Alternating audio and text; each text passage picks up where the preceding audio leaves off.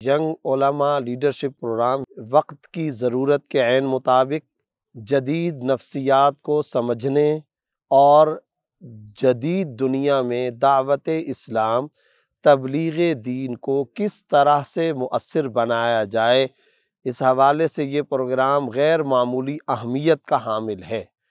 اور یہ یاد رکھنا چاہیے کہ آج کا وہ جدید فاضل نوجوان، میرا وہ پیارا بھائی جو درس نظامی کی رسمی تعلیم سے فارغ التحصیل ہو چکا ہوتا ہے،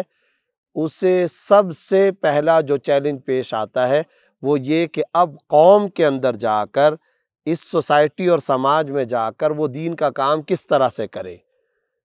ہر زمانے کے اپنے رجحانات ہوتے ہیں،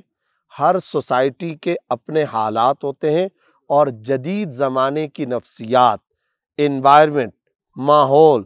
حالات بدلتے رہتے ہیں۔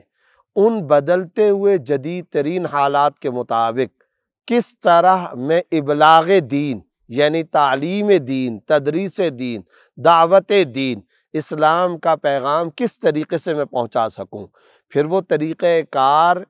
مؤثر کیسے ہوگا،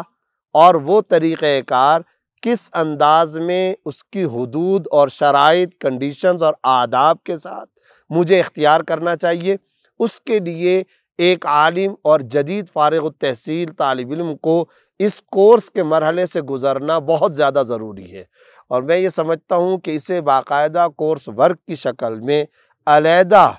کچھ وقت گزار کر سیکھنا چاہیے، پڑھنا چاہیے، لکھنا چاہیے، سمجھنا چاہیے، اور پھر اسے اپنی زندگی پر اپلائی کرنا چاہیے۔ اور یاد رکھیے،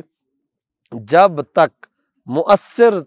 طریقہ دعوت اسلام کو اختیار نہیں کیا جائے گا، ہمارا پیغام اسلام محدود رہے گا، سکڑتا رہے گا اور مقید رہے گا۔ اس کی آفاقیت کے لیے، یونیورسل سطح پر اس کو پھیلانے کے لیے ضروری ہے کہ ینگ علماء لیڈرشپ جیسے پروگرام ہونے چاہیے اور مؤثر انداز میں ہونے چاہیے، اور اس کو اور زیادہ پختہ اور زیادہ نافع اور مفید بنانا چاہیے۔ میں یہ سمجھتا ہوں کہ یہ پروگرام وقت کی ضرورت کے مطابق بھی ہے۔ ہر فارغ التحصیل عالم دین کو یہ کورس ضرور کرنا چاہیے۔